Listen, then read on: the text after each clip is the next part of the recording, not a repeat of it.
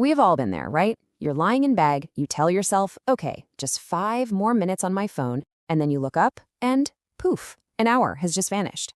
It's a feeling we all know way too well. So in this explainer, we're going to get into the mystery of that little glowing rectangle. Why on earth is it so hard to put down? This quote just nails it, doesn't it? It's from a 27-year-old, and it perfectly captures that feeling of just automatic, mindless scrolling.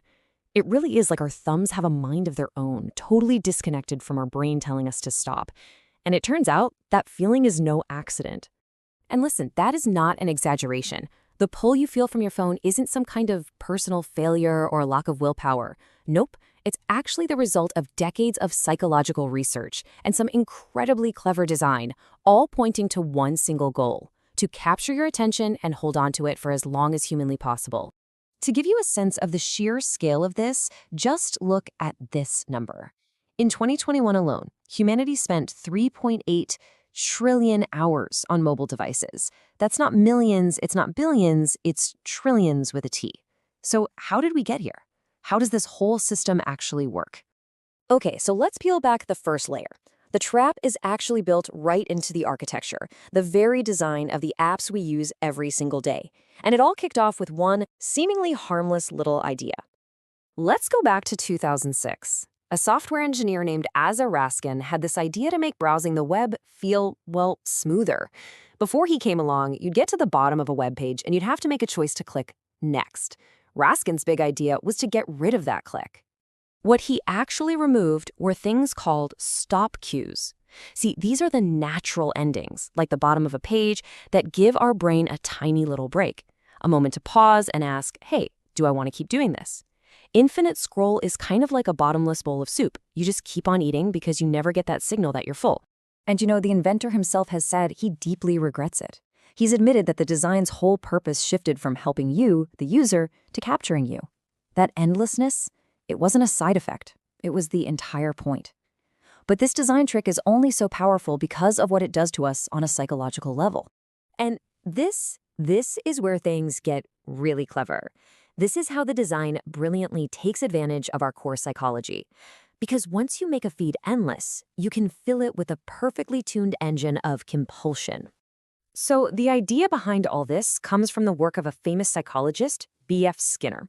He discovered that you can shape the behavior of pretty much any animal, and yes, that includes us, by rewarding certain actions.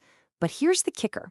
He also found out that how you give out that reward, well, that makes all the difference. Skinner found a few different ways to deliver rewards, but as you can see right here in this table, one method just blows the others out of the water. The one called variable ratio, where the reward is totally unpredictable, is just monumentally more powerful at getting us to form persistent, compulsive behaviors. Right, this variable ratio schedule. What it means is the reward comes after a random, unpredictable number of tries. You have no idea if the very next pull to refresh will be the one that gives you something great, or the one after that, or the one after that. And that uncertainty, that's what drives our brains into a total frenzy of anticipation.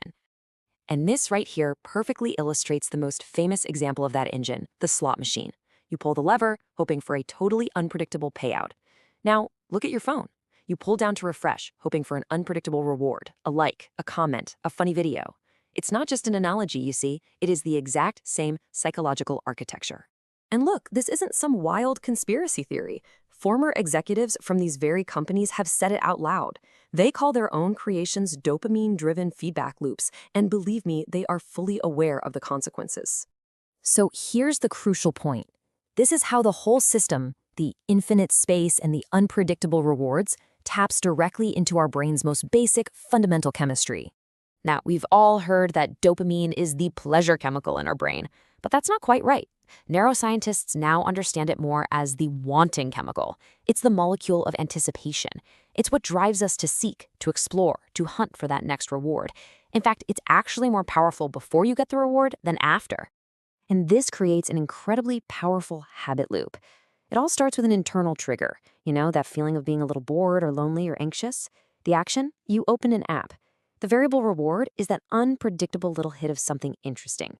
And then comes the investment. You like or share or comment, which just feeds the system and makes the next loop even more likely to happen.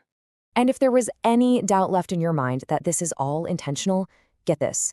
A behavioral economics professor tells a story about a former student of his who went to work at a big social media company.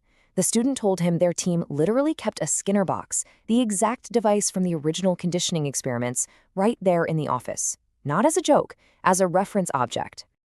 So, what does all this mean for us, for the billions of people who are caught in this unbelievably well-designed system?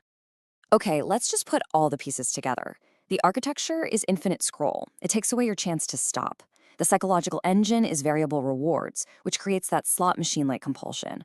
The fuel for it all is dopamine, which keeps you stuck in a state of always wanting more. And the whole thing is powered by a business model where your time literally equals their money. So if there's one thing you take away from all this, let it be this. Your struggle to put down your phone is not a failure of your character. It's not on you. You're going up against a system that has been specifically engineered to be stronger than your self-control. And just understanding how that system works, well, that's the first and most important step toward taking that control back. Look, this system is designed to keep you scrolling without thinking. But you don't have to be a passive player in this game. You can start to reintroduce some of that friction yourself. Set a timer, turn off your notifications, maybe even leave your phone in another room for a bit. The design itself isn't going to change, but your awareness has. So now that you know the rules of the game, the only question left is, how are you going to choose to play?